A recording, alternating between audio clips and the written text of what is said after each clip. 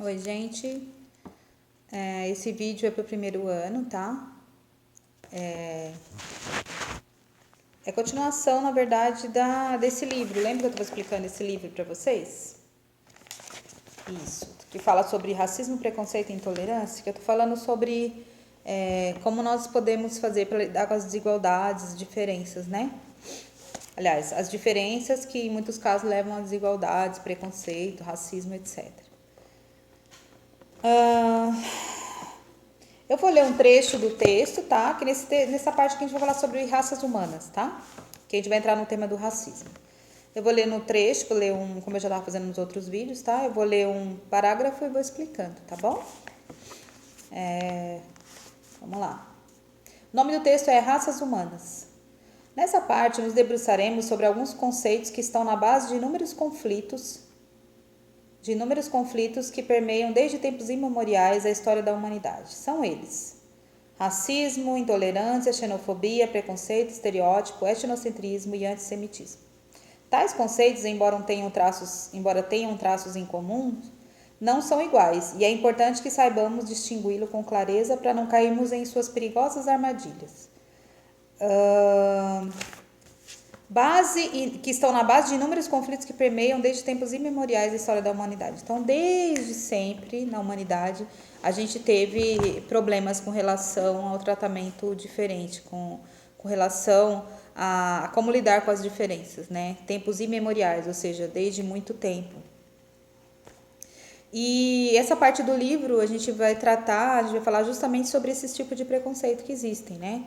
Que é citado aqui, que não são iguais. O racismo é uma coisa, a intolerância é outra coisa, a xenofobia é outra, etnocentrismo é outra e antissemitismo é outro, né? Então, só para deixar bem claro, por que tratar disso? Porque esses são elementos que demonstram a total dificuldade que nós temos de lidar com o outro, né? De conviver com as diferenças, que gera os preconceitos, apesar de também estar totalmente envolvido os grupos que estão no poder, né?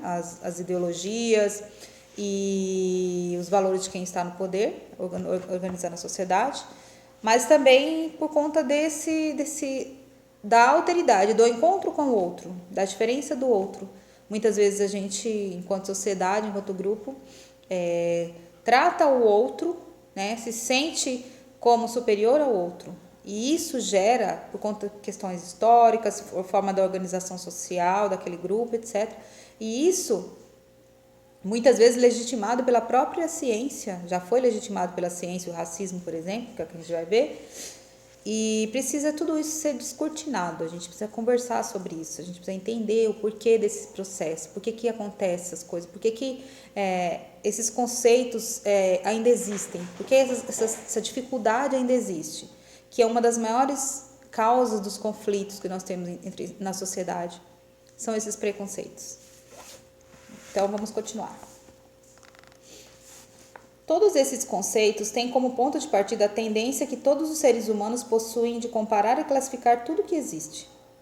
Assim, distinguimos os indivíduos segundo sua idade, sexo, cor, distinguimos os povos segundo sua religião ou costumes, o que não é errado, né?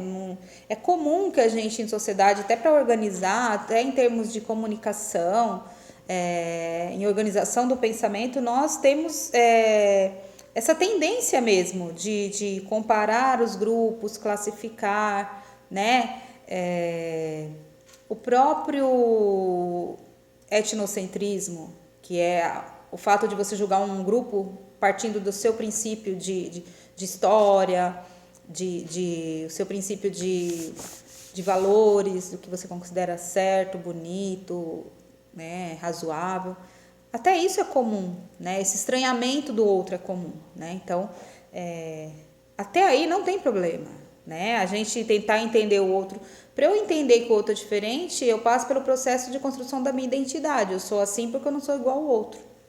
Então, não existe problema nenhum em sermos diferentes, né? Não tem problema nenhum. E essa classificação, ela é normal na nossa cabeça. Ajuda a gente a se comunicar, inclusive, e a reconhecer o diferente, reconhecer os outros, né?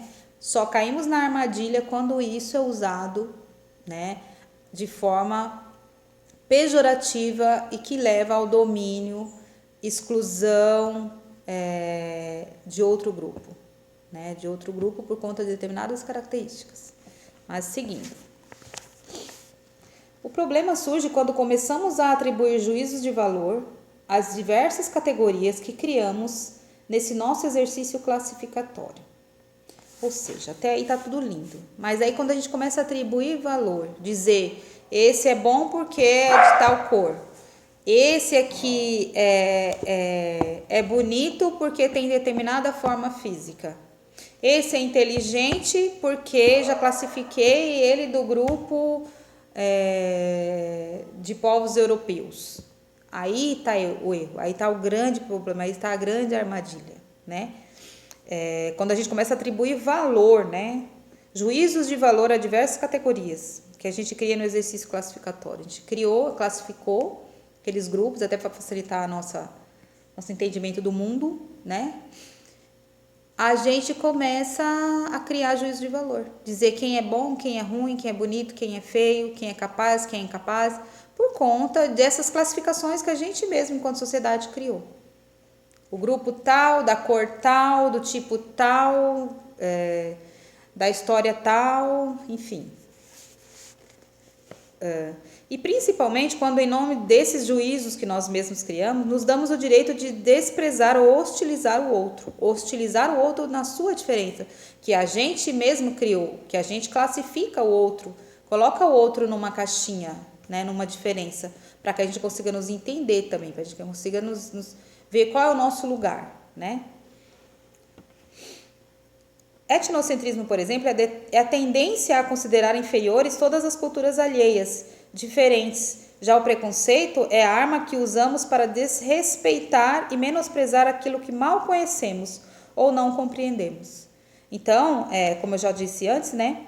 O etnocentrismo ele inferioriza em determinados momentos isso, e aí vira o preconceito, né? Que você estranhar o outro não tem problema, agora e tentar entender não tem problema. Agora você utilizar essa diferença julgada a partir dos seus valores, do que você acha certo, correto, né, e etc., bom, valorativo, e você usar isso para inferiorizar o outro grupo ou a outra pessoa por conta da crença, né, tipo físico, cultura, etc., aí você já cai no preconceito. E o preconceito é justamente isso, preconceito, você julga antes, né, você julga antes aquela pessoa, aquele grupo, antes de conhecer. E por julgar, você já vai usar outros critérios para tratar aquele grupo, aquela pessoa, tá? Diferente. Já o preconceito é a arma que usamos para desrespeitar e menosprezar aquilo que mal conhecemos ou não compreendemos. Um dos grandes exemplos de preconceito aqui no Brasil que a gente usa muito é o preconceito religioso, né, contra as religiões afro. Quantas vezes eu já vi comentário de não presta a religião afro, que é a Umbanda e o Candomblé, não presta, porque lá até o nome pejorativo é utilizado, macumba, né? Que de certa forma até os grupos afro-religiosos já utilizaram esse nome até como forma de luta, de se legitimar. Então chamando de macumbeiro, então tá bom, eu sou macumbeiro, né? Para se legitimar. Mas é atribuído a esses povos, a esses grupos, mas esses grupos que praticam essas religiões afro-brasileiras, um entendimento totalmente pejorativo, negativo, atribuindo-os a demônios, a tudo que é ruim, né, tudo que é feito para maldade. Só que é apenas mais uma religião. Mas por que isso acontece? A maioria dos casos não é maldade, a maioria dos casos é desconhecimento, não conhecem essas religiões. Nunca estudaram, não foram no centro, não entendem como funcionam os orixás, nada, não tem conhecimento. Então, muitas vezes a própria ignorância também leva ao preconceito. E às vezes não é isso, às vezes até conhece um pouco, mas não tem interesse em se aprofundar, e para legitimar a sua religião, que é diferente do outro, você inferioriza do outro e demoniza. Então, porque quanto mais eu demonizar aquela, mais eu estou enaltecendo a minha. Então, a minha que presta, a dele não presta, a dos outros não presta. Né? Então, muitas vezes é por pura ignorância, maldade mesmo, né? E necessidade de autoafirmação da sua religião com base na inferiorização do outro, da religião do outro. né?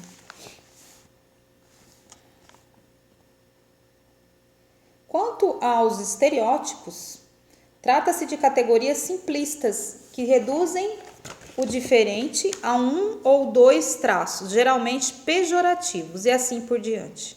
Ou seja, os estereótipos, gente, são marcas que são deixadas, são construídas em cima de grupos diferentes, na maioria das vezes pejorativo, ou seja, negativo, né? Como eu acabei de citar a religião afro, por exemplo, vou usar o exemplo de novo. Ela é estereotipada, ela é vista como o afro-religioso, o candomblessista, o umbandista, é gente que trabalha com coisa ruim, coisa que não presta. Isso é um estereótipo, uma marca. Ali não, nem sabe, nem se aproxima porque ali mexe com coisa ruim. Isso é um estereótipo criado em cima dessas pessoas. Por quê? Porque não conhecem essa religião, não se aproximaram dessas pessoas, têm um imaginário preconceituoso na cabeça, né? Aqui eu não estou falando de aceitação, não estou falando de mudar de religião, não é isso que eu estou falando. Eu estou falando da maneira como essas pessoas são enxergadas, como essa religião é enxergada. E ela é enxergada, vista de forma pejorativa, preconceituosa, por ignorância e muitas vezes maldade mesmo. Então, os estereótipos são isso. Mas existem pouquíssimos, mas existem estereótipos positivos também. Por exemplo, o estereótipo de que todo japonês é inteligente, o japonês entende de tecnologia, etc. Né? São poucos, mas é isso, é um estereótipo também. O estereótipo da loira burra. Porque é loira burra. Isso não faz o menor sentido, a gente já sabe disso, né? Mas existe. Existe, muita gente usa isso em piada, né? Acha que é bonito e, aliás, o humor é uma das formas mais comuns que se tem de reproduzir preconceito de todos os tipos e são validados toda essa reprodução por conta de seu humor. É algo bem para ser discutido também, né?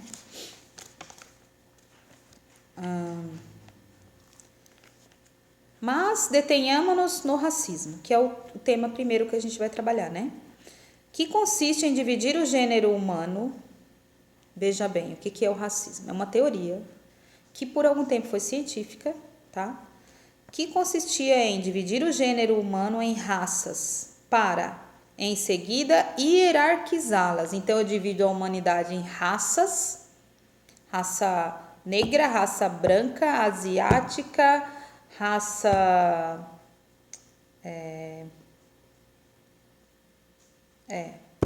eles usavam o termo raça ariana, que são a raça que inclusive Hitler pregava, né? O Terceiro Reich pregava superioridade da raça ariana sobre as outras raças, né? Que seriam os outros grupos. Então, essa classificação que é feita do gênero humano em raças, ela existe, ela existiu, ainda existe, não mais aceita pela ciência nem pela própria biologia, mas ainda existe de forma diluída na cultura, no imaginário, nos comportamentos, né, na forma como nós nos relacionamos, ainda existe isso. Raça, tem até um termo que no Brasil a gente usa muito, as pessoas usam muito, que eu tento não usar, mas ainda... ou raça ruim. De onde vem isso? Né? Raça ruim. Esse pessoal aí é raça ruim. Porque vem desse estudo, vem dessa deturpação, dessa classificação humana em raças, tá? Então, dividir em raça foi utilizado para determinar a diferença entre os grupos africanos, grupos europeus, grupos americanos, asiáticos, etc., mas foi utilizado posteriormente como desculpa de hierarquização até para dominar esses grupos, né? Vide imperialismo, né? Quem estudar o imperialismo na África, por exemplo, vai entender o que eu estou falando. Quando a África é dividida entre vários países europeus e um neocolonialismo, né? Novamente colonizada agora, só que agora voltado muito mais para um fator mais econômico, é dominada. E a utilização e a desculpa desse momento foi científica, com base no racismo, validada por isso. Parei um pouco e tinha um mosquito me mordendo aqui. Mosquito atacando a minha perna. Ah lá, tá na minha orelha agora. Continuando então. Hierarquizá-las com base em raciocínios ou explicações científicas, como eu já disse, né? O uso do termo raça para dividir os grupos humanos foi uma pesquisa científica, foram teorias científicas, as teorias raciais. Aliás, pseudocientíficas, né? Tentaram ser científicas, mas isso não era ciência, não tinha como isso, né, ser validado. É tanto que depois a própria ciência mesmo, antropologia e sociologia, se deteve, se debruçou sobre esse tema e provou que não faz o menor sentido. Até no âmbito da biologia também, né? No passado, chegou-se a afirmar que os povos africanos eram inferiores aos europeus, tanto do ponto de vista moral quanto sob aspecto social e intelectual, legitimando assim sua escravização.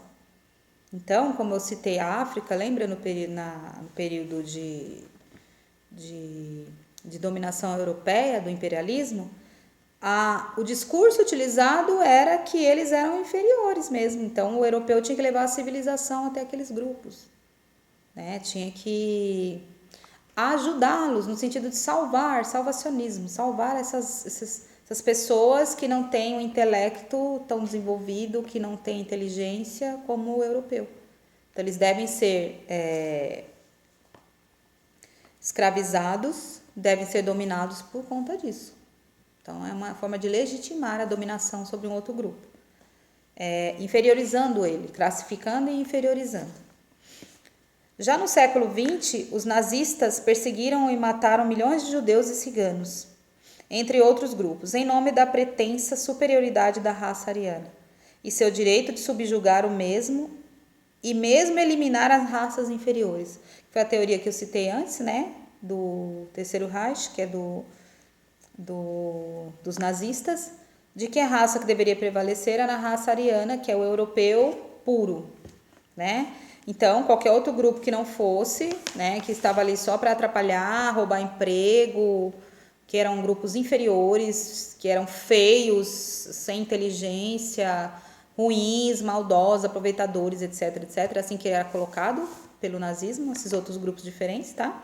Deveriam ser subjugados, ou seja, escravizados, usados em campo de trabalho, forçado, e, em último caso, eliminados, né? Que foi a solução final do nazismo para os grupos judeus e ciganos, né? Vamos eliminar mesmo, porque não tem o que fazer, é muita gente, não dá para escravizar todo mundo, fazer trabalhar para a gente, vamos eliminar.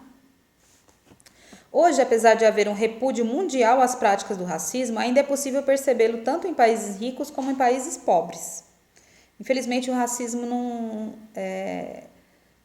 não está aquém da classe social, né? Uma pessoa negra rica, ela de certa forma tem alguns elementos ali que pode lhe ajudar a ocupar alguns espaços.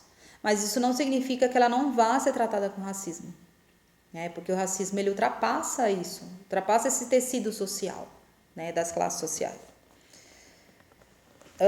Na Europa, por exemplo, o racismo está presente nos discursos de políticos de partidos que defendem a expulsão dos imigrantes africanos, árabes, turcos ou latino-americanos. Sei se vocês acompanham as notícias, mas o presidente dos Estados Unidos, Donald Trump, propôs até construir um muro entre o México e os Estados Unidos para que os imigrantes não fossem para lá, né? Tomar os empregos dos outros, atrasar a sociedade, etc, né? Quem procurar o discurso dele vai ver que é um discurso bem complicado, bem racista. Quase acabando, tá, gente? Que só serão 20 minutos, tá? No Brasil, dissemina-se de maneira difusa, porém é efetivo na discriminação das populações afrodescendentes e dos povos indígenas. E são ainda inúmeros os conflitos étnicos espalhados pelo planeta. Então, o Brasil não fica fora disso, é óbvio, né? Um país onde mais de 50% da população é preta parda, ou seja, negra, né? Segundo o IBGE. E é um país que tem muito racismo, Um racismo que muitas vezes é disfarçado de democracia racial. Não, aqui todo mundo aqui tem sangue negro, então a gente se dá bem. Não, não é assim. O racismo no Brasil, ele funciona de acordo com a cor da sua pele, né? Aliás, até as modulações de cor da sua pele. Se você é mais moreninho, se você é menos moreninho, né, que é o colorismo, você vai sofrer racismo mais ou menos. Se o teu cabelo tá alisado, de repente você sofre menos racismo, porque ele não tá crespo. Se a tua pele é um pouquinho mais clara, não é uma pessoa negra retinta, você pode sofrer menos racismo. Enfim, até isso, essa maldade, não só no Brasil, né? Mas no Brasil costuma-se dizer que não existe. Eu já vi muitos discursos, inclusive de políticos no poder executivo, dizer que não tem como ter racismo aqui. Não existe. Isso aí já passou, são casos isolados. Claro que não, né, gente? Ele existe como tanto na cultura, permeando as nossas relações sociais em todos os âmbitos, quanto nas próprias instituições educacionais, empresariais, religiosas, etc. Tudo. Bom, continuo, vou parar aqui, tá? E depois eu vou gravar mais uma aula de 20 minutos para a gente continuar o texto, tá bom? Muito obrigada pela companhia.